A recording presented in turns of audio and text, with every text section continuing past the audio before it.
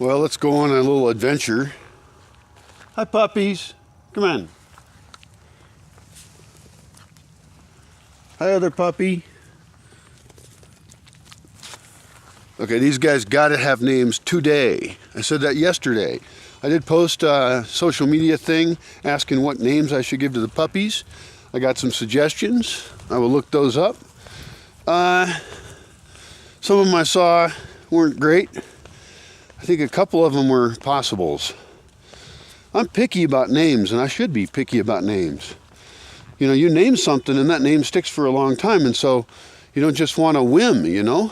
I mean, you could go on a whim, but you might end up with a really dumbass name. So, these guys, you know, whatever. I think they're pretty open. I like the idea of waiting for a puppy to kind of give you its name by being something that makes you think of something. It does things. Hi, wuss ass. I could name it wuss ass. Well, you fall a little bit behind and you're going to whine. This is the biggest adventure these puppies have ever gone on. I'm going off. It's an early morning. I don't even want to. I want to be drinking some coffee. You know, I already had a little bit of leftover beer from last night, and I had a refreshing mint. And puppies. No, don't fuck with the machete. See, puppies have no concept of safety. They don't know what a machete is. I could accidentally be macheting, and I could machete a puppy, and it would be horrible.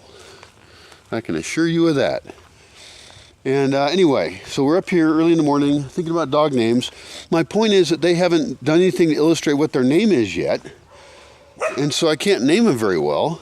The white one, who I'm not going to name White One, or Blanco, or anything about that, or Eskimo, or Polar. I did think about what white things are cool, you know. But I think that an identity, of course, is more than just the color of one's fur. And the other one was named Payaso originally. That's kind of a secret, because I don't know, if I don't use it, then somebody will be like, oh, that would be a better name. Whatever. So, but, and the problem is, he doesn't act like a payaso. You know, Spaz was named because Spaz acted spasmodic and hyper. So I'm not going to name Payaso if he's not a good payaso. Although I could train him to be a payaso, right? So the name could make the dog. Maybe the dog doesn't give me the name. Maybe I put the name and I have the dog fit it. We do affect, you know, people and dogs around us or children. Make sure I don't step on them. So that's a whole different theory of naming. So I should name for the dog I wish to create. Roar. What should I name you guys after? It's tempting to name them after philosophers. They would have to be ones that are very well known to everyone and agreeable to everyone. And there are none of those. That is impossible and does not exist. So, I could name them after people that will be forgotten someday. I'd rather name them something longer lasting. Like I'm against naming streets after politicians or famous people or just, I mean, these people eventually are forgotten anyway, okay? Almost no one gets remembered. And so it's stupid to name things like that after people. It's also stupid to name them after dates, by the way. Don't name streets after dates. Anyway, this is all philosophy of naming. I actually have a fairly complicated philosophy of naming. I'm just touching on a few of the lighter points here, but I think naming is a powerfully magical, important activity that creates meaning and existence. The naming of something has rippling power that you must consider when you're naming something. Give a fuck about the name, you know? Hi, honeys. That's machete. Okay, it hurts. It hurts. You see that? I just knocked a puppy on the nose with a machete. Now, if you write that down, it sounds bad. But I knocked it with the flat edge. And just gently on the nose. He didn't squeal or anything. And that's to say, machete, not toy. Machete not for smelling. Machete for staying the fuck away from. because that is the way to protect the puppy. Now, if a machete was sitting there and a puppy smelled it and fucked with it, no, I just don't like it. Dogs and machetes are not a good combination, and I have proof of that because I once accidentally macheted a dog's nose when I was on a backswing, and the dog was too close. Luckily, it was like 1/8 of an inch at most, and it was a clean cut, and the dog didn't even really know it was there, and it healed up just fine. It was on the black part of the nose on that dog. Anyway, I have other videos about machete training, but yeah, dog training about like how to avoid all danger. Avoid all danger. I'm going to do it again. Boop. Okay, there I hit Payaso, the other one, in the nose with the flat edge of the machete. And the thing is, this dog doesn't even know it's being trained. All it knows is I walk up to this thing and bonk, I'm back, I'm hitting the nose. I didn't say no, you'll notice. And that's because if I don't have to say no, I don't want to. Now, the other idea would be to say no, to always connect the no with a negative physical experience.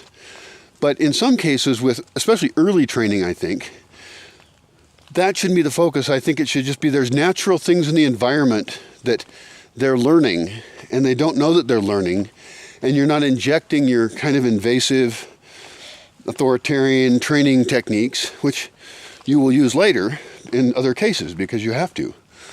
So labeling it no is bad. Just having it be a negative response in the system. This could also be a legitimate idea for community design and how societies can work, is that we don't have to like say that things are bad all the time. It can just be that we make sure that's not a very good path to go down, and that people learn real quick, well, that doesn't work out very well. Now, I don't know when we would use those kind of things. That's kind of building social conditioning into your culture. This is totally the biggest adventure they've ever been on. This guy's not going to be here. Going out at dawn. Went out at dawn to on a cloudy morning. It's actually really nice out. It's totally beautiful. I whine too much. It's total bullshit. I mean, sometimes I am just fucking scared and desperate as anything, but other times I just gotta remember everything is absolutely beautiful. Even the uncomfortable shit we could try and consider beautiful, but in this case, the beautiful gray of all these clouds, like nobody's ever painted anything like that. Well, things can be like other things. I think in order to make a painting like this, you'd have to paint on something that was backlit, like some kind of a frosted plastic might be good, or frosted glass. I mean, I really like glass. The problem with glass is it's so fragile, and in this case, the downsides of plastic wouldn't matter, and the upsides would. For example, plastic is easier to transport, carry, etc. So maybe painting on backlit plastic clouds would be, oh, so beautiful. Now, could I paint that part? If I took a picture, if I just look at it. See, those are relatively boring clouds. That could be created digitally, and it could also have lots of versions in painted form. Don't necessarily need to be realistic or anything. That part over there with the sun behind it is the part I'm thinking of. I mean, it's not even spectacular. There's times when it's spectacular. I mean, it's like, 10 out of 10 score of sunrise. This is a, well, I missed the early part because I was being a lazy guy in bed.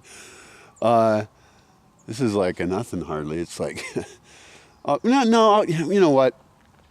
It doesn't have the stereotypical type of spectacular. Like you can only, I think you can kind of see a skull up there. It's pretty cool. It's fun to see stuff in clouds. I would score this.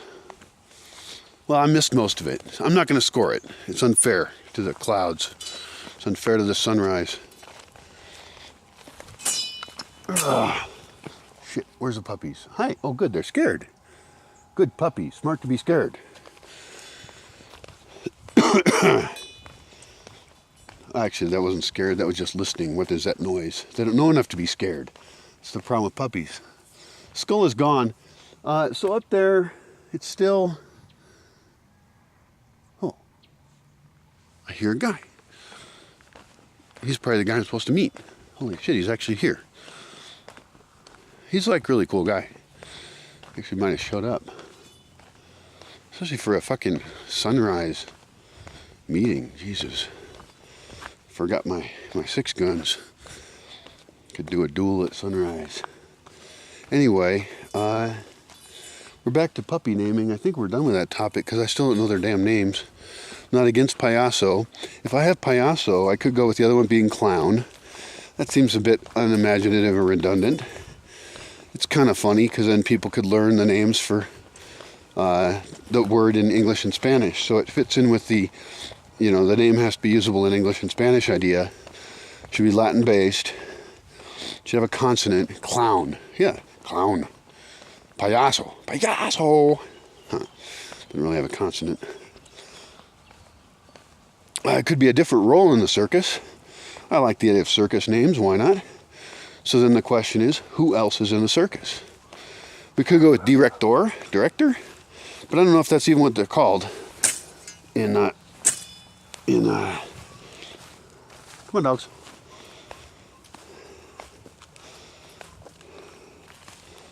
In Spanish. So, I don't know who else is in the circus. Leon? Oh, they're here. Holy shit. Whoa, I had no idea. Alright, well, I may be ending this video soon since I'm arriving. You can't really walk through here too well. This is the spot that we have adjusted a little bit. What we're going to do is make some charcoal out of some oak trees because a friend of mine, an old cool dude, wants to make some charcoal because that's what he does for a living. And he'll give me 1/3 of the charcoal. So anyway, hi puppies. So guys, you're going to be nice? There's going to be scary dogs over here, okay? We're going to meet foreign dogs. Alright? So good luck. Naming the puppies.